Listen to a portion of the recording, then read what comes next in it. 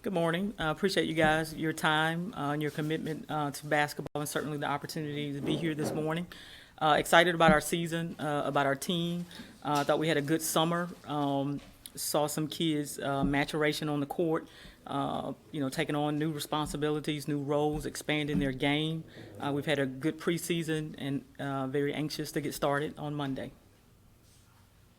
Where a lot of returnees. I mean, where do you, is this the year you've been building for? I mean, you. Well, I'm excited about the year, but I've had that same enthusiasm throughout my tenure at McGill. So I look forward to this season as I have other seasons. I think we have an opportunity to reach our full potential and allow that, see where that takes us. We are returning a lot of players, three full-time starters, a couple kids that have been part-time starters. We've got Nia Valentine, all-state point guard. Sonola Mixon had an outstanding season. Trania Coleman has started at times during her season. Wasn't fully healthy last year. Shanice Battle is a returning senior starter as well, and we've had some other kids that have started part-time and certainly have key contributions off the bench or in reserve roles. Stepped up this summer, obviously replacing Brooke Morgan and Alex Pierre. They left a huge void in terms of leadership. They both started their work ethic, but they also left a legacy that our kids have embraced. And I think our depth and our youth and our experience as well will allow us to fill that void.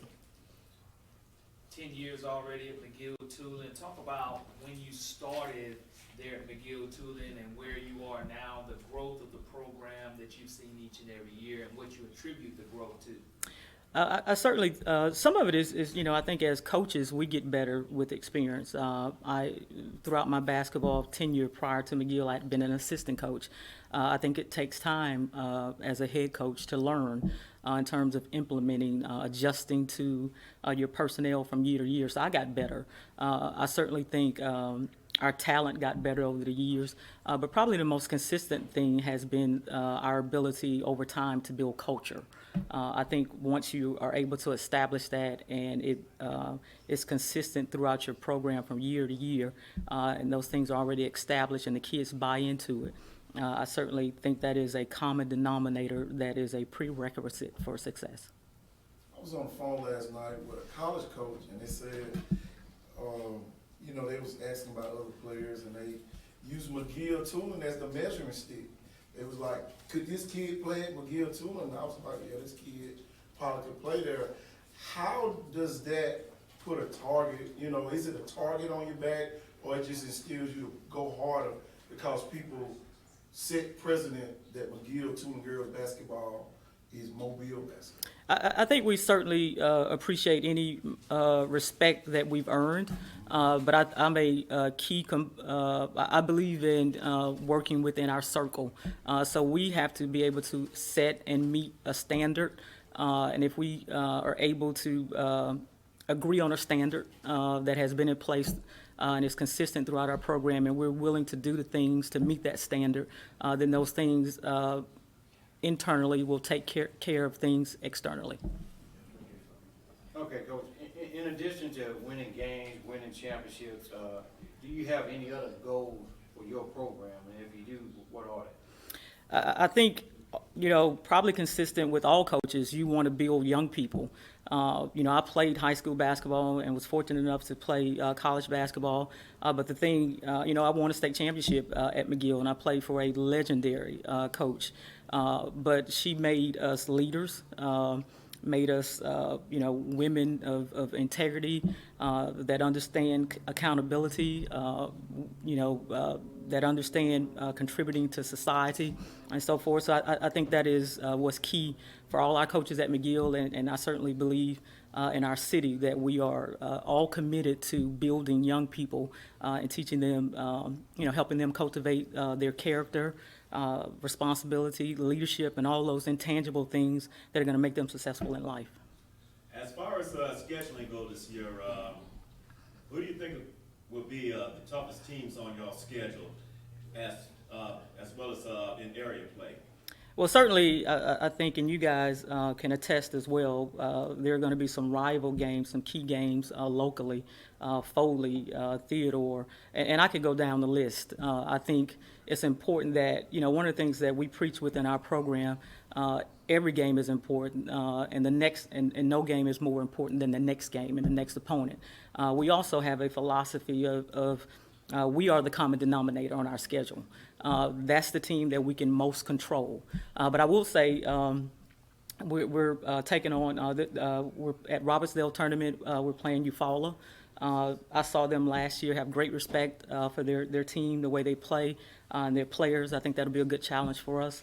We're going to Panama City. Don't know who we'll play, but we'll certainly need to be prepared.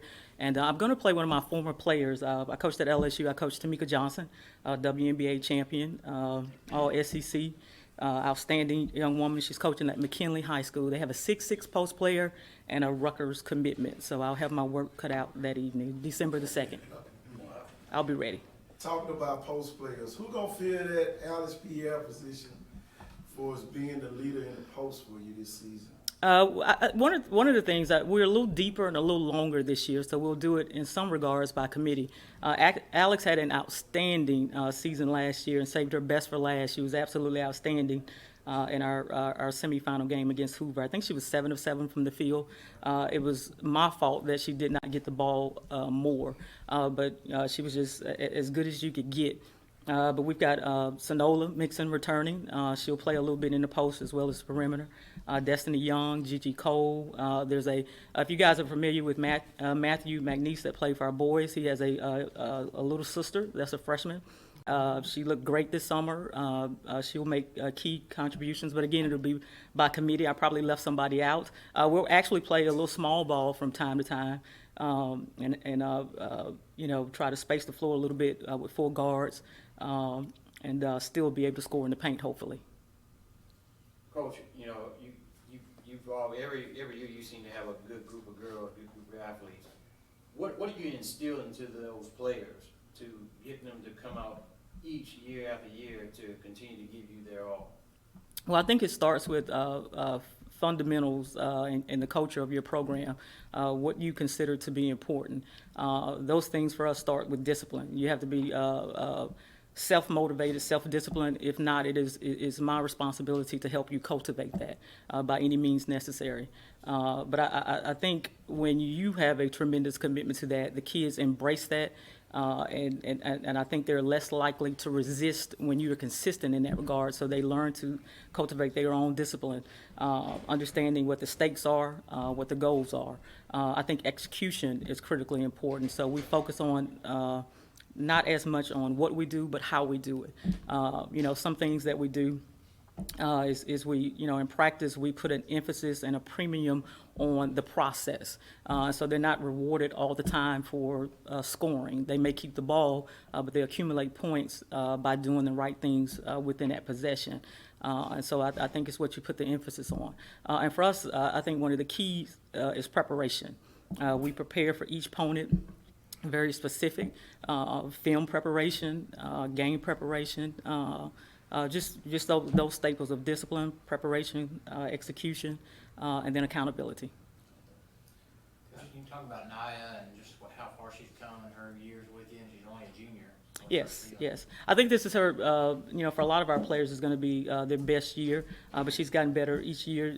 She's obviously was a great offensive player when she came into the program. Triple threat, can facilitate offense for her teammates, get into the paint, exceptional off the dribble, prolific scorer, particularly for us, stretching the defense with shooting the 3, but she's gotten better defensively on the ball as well as off the ball, and that made a tremendous difference last year for us, and it's going to help her as she has an opportunity to play at the next level. I know Coach Bob Starkey, you learned a lot from him when you were at LSU. You talk about his philosophies and what he was able to teach you, what you were able to learn while working with him, but what things from his strategy standpoint wise and your own strategy standpoint wise can you learn from your losses here in the semifinals and the finals and take those over to carry over to bring the Blue Mats back to McGill too? Okay, that's a big question. I've had a lot of moving parts. The first thing I would say that I learned from Coach Starkey is, for as good as he is, and I'm certainly not anywhere close to that, he remains a student of the game. He is constantly finding ways to learn, from going to clinics, to doing clinics, to visiting other programs and so forth, to reading books. He has an exceptional work ethic that was one of the things that I understood that could close the gap for me as a head coach. If I was willing to work harder than anybody else, whatever my deficiencies might be, that certainly would close the gap. So that's probably the thing that I most learned from him, just his tremendous work ethic and preparation. I think part of work ethic is preparation. Bob was notorious for watching film and breaking things down and being very detailed, very meticulous in that regard. So that's something that is not innately in me, but part of my accountability to my team is to certainly give them my best effort in that regard. So that's something I've done. If I can recall the other parts of your question, yeah, you know what, I'm gonna ask you to repeat it. So how does what you learned from Coach Starkey being meticulous, how will that help? And from what you learned last year in the semifinals and 2 years ago in the finals, how do those things help build you as a coach, and what have you learned from it? I would say this, I probably, what I've learned is work ethic and preparation will always give you an opportunity. I'm going to bring Coach Murphy into the equation, but I asked him to watch, and I'll go ahead and give Hoover their credit, but I always ask, well, from time to time, I ask him to watch a tough opponent, but we both had the same sense of how good Hoover was, and some of, we joked about, possibly I could get lost for a few days on my way to Birmingham and miss the game. But for as good as they were, and obviously they won the game and did enough to win the game, we were able to close the gap because I was willing. I watched about 10 game films. I was unafraid to ask for help. Coach Murphy watched it. I had other people watching and so forth. And I watched.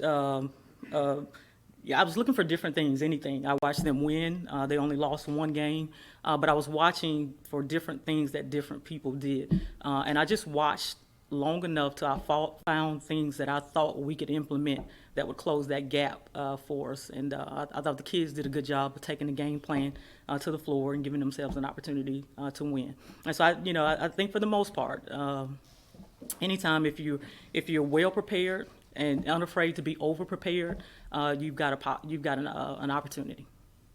From your playing days, the coaching days, collegiately to now, how has Mobile basketball, girls basketball, grown since your time to now? How much has it grown?